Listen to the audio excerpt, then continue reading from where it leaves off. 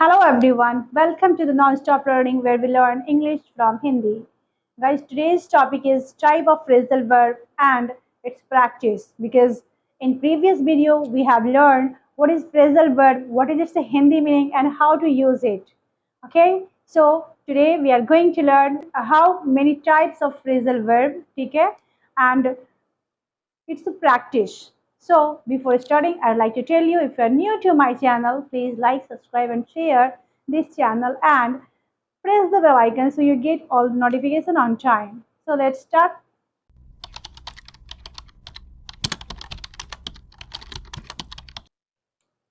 चलिए types of phrasal verb जो हैं वो दो तरह के होते हैं, ठीक है। देखिए phrasal verbs are of various kind. Phrasal verb बहुत तरह के होते हैं लेकिन they can be divided into two categories based on their forms and function।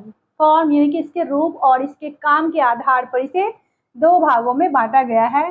First one is inseparable phrasal verb and second one is separable phrasal verb.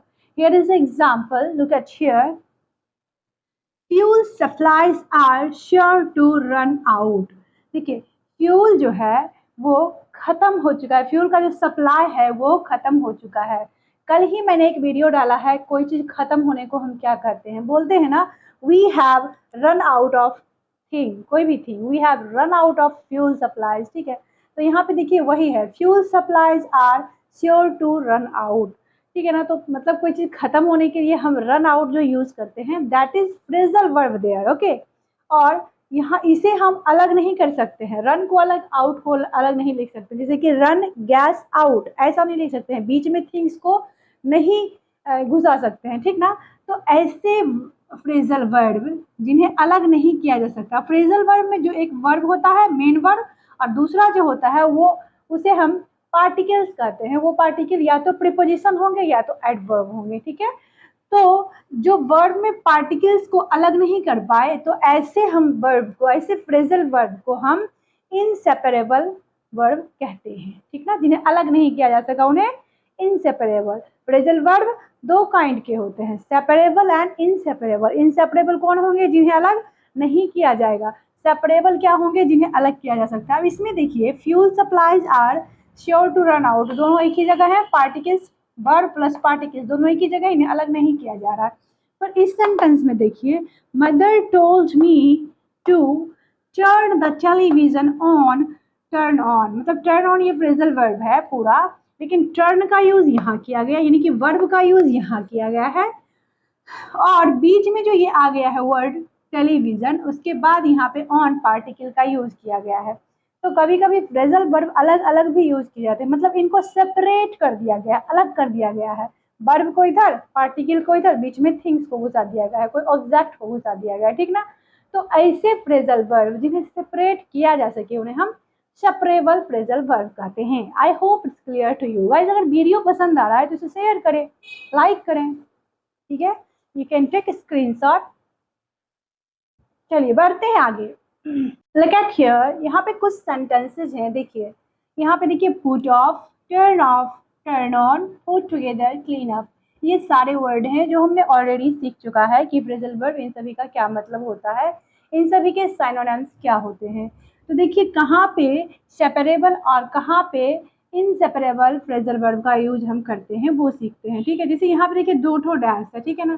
तो इसमें जो है सो जरूरी है, ये जरूरी नहीं कि हम सेपरेबल या इनसेपरेबल फ्रेजल वर्ब बढ़ेंगे, सेंटेंस को देख के पहचानेंगे। जैसे कि देखिए डैश द रेडियो डैश, ठीक है ना। रेडियो को टर्न ऑन करो, ठीक है। तो हम इसमें अगर हम ये भरते हैं turn, turn the radio on, ठीक है, ये एक सेंटेंस बन गया, यानी कि रेडियो को टर्न ऑन कर दीजिए या फिर कर दो। Father told me to dash the lights dash before I left the room. Father ने कहा, क्या कहा, टोल्ड मी टू टर्न, यहाँ पे एक टर्न भरेंगे, यहाँ पे देखिए ऑफ भरेंगे, यहाँ पे टर्न ऑफ हमारा ये वाला भराएगा, ठीक है। ये दोनों कंप्लीट हो गया। तो तब पापा ने कहा कि जब तुम घर से निकलोगे तो अपने लाइट को क्या करना, ऑफ कर देना। तो टर्न ऑफ इसके लिए यूज करेंगे, तो turn the lights off before I left the room, ठीक है ना। पापा ने क्या कहा कि जब मैं रूम से निकलूँ तो लाइट को ऑफ कर दूँ। The manager dash the meeting. अब पोस्टपोन्ड का क्या फ्रेजल वर्ब होता है, अगर याद हो तो पुट ऑफ होता है, तो the manager put off the meeting. यहाँ पे देखिए कोई फ्रेजल वर्ब नहीं होगा, the meeting till next week, next week तक जो मैनेजर हैं उन्होंने पोस्टपोन्ड कर दिया मीटिंग को, ठीक ना। अब देखिए mother told Anisa to dash the kitchen. यहाँ देखिए मदर टोल्ड अनीसा टू, यहाँ पे देखिए क्लीन अप, तो यहाँ पे हम लिख सकते हैं क्लीन द किचन अप, मतलब किचन को क्लीन करने के लिए कहा, ठीक ना। यहाँ पे देखिए, यहाँ पे ऐसे कर सकते हैं हम, वेरी सॉरी, यहाँ पे इस तरह से लिख सकते हैं the manager put the meeting of, ठीक ना, द मैनेजर इस तरह से लिख सकते हैं, ओके। यहाँ पे देखिए the coach asked the players to dash their efforts and dash win the trophy। देखिए the coach asked the players to, यहाँ पे हम put, यहाँ पे their efforts together, मतलब साथ में efforts करने के लिए कहा, ठीक है, साथ में efforts करने के लिए कहा to win the trophy। Coach जो थे खेल के, उन्होंने कहा प्लेयर को कि पुट देयर एफर्ट्स टुगेदर, अपना जो है एफर्ट मिल के लगाओ ताकत, तब विन हो पाओगे, ट्रॉफी जीत पाओगे, ठीक है ना। तो I hope it's clear to you, please screenshot.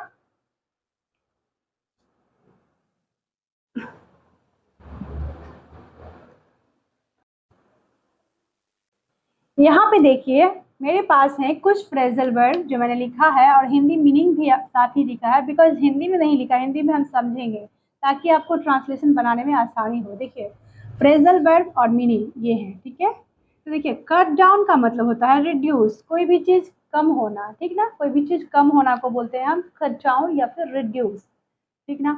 Die down का मतलब हो जाएगा वीकेंड, मतलब कमजोर पड़ना, या फिर कोई उत्साह है तो धीरे धीरे उसका उत्साह कमजोर पड़ रहा है, ठीक है, तो इसको हम बोलेंगे वीकेंड।